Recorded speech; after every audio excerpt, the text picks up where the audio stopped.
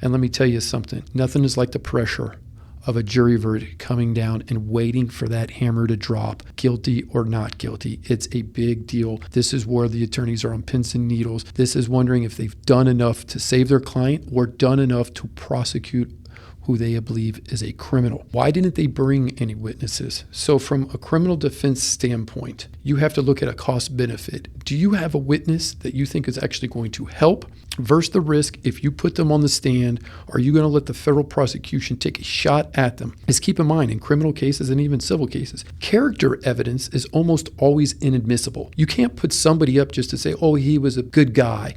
Oh, he's always treated me right. No, it goes to the underlying, did this or did this not happen? Underlying events. It goes to the charges. So the question is, who would Puff Daddy even have to be able to go up there? Who was going to be able to talk about these sex acts, these freak-offs? Who's going to be able to talk about organization of these events without taking the risk that they may get indicted for some type of criminal conspiracy? So the defense resting so quickly, that was preordained. They had thought that out, that strategy. They knew, number one, they were never putting Sean Combs on the stand. They were never going to submit him to cross-examination to make things worse. Number two, I don't think there was anybody to help. I don't think there was any witnesses out there that could rebut or refute any of these issues. Number three, I think the defense is trying to take a strong position that as a criminal defendant in this country, we don't have to do anything. The burden lies on the prosecution, and they simply have not met their burden. When we talk about meeting their burden, let's not forget he has been charged with several different criminal acts, from racketeering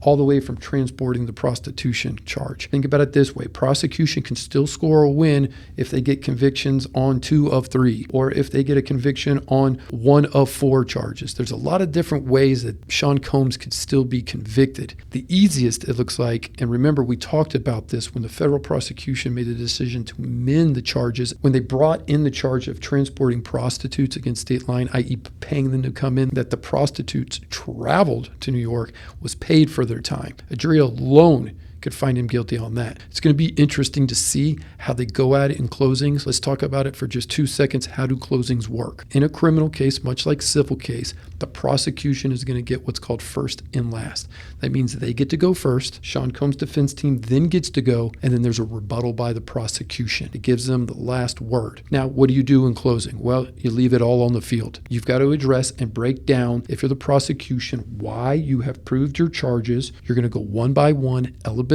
by element, and you are going to do 2 things. You're going to support all the evidence to show them we have proven their case, and number 2, you're going to take a shot at the defendant, and you're going to break them down about what that evidence showed, and you're going to say this is a criminal that has got to be found guilty. Keep in mind, this is guilt and innocence. They're not going to hand down the sentence here. You go right at them with it. You have proved these charges. Look at the evidence before you. 34 witnesses, everybody in line, everybody testifying about the exact things that we are alleging how he broke the law. As a defense, you got to fire back and ready to go.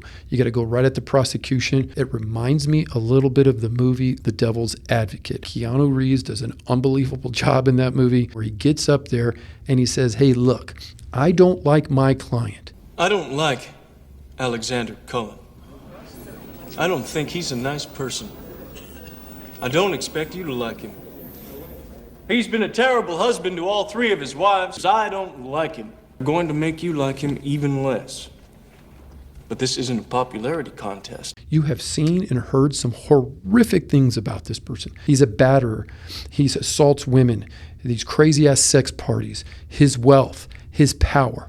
But at the end of the day, just like in The Devil's Advocate, he's going to say this isn't a popularity contest. This is a federal criminal offense where they have charged my client with racketeering. You as a jury have sworn an oath that you could follow the law no matter if you like them or if you don't like them. I want you to ask yourself, is not liking this man reason enough to convict him? And you've got to hold the federal prosecution to their burden. It's not our burden to prove innocence. It's their burden to prove guilt, that we broke the law, and then they've got to say we haven't. They, the prosecution, has not proven their case. And why?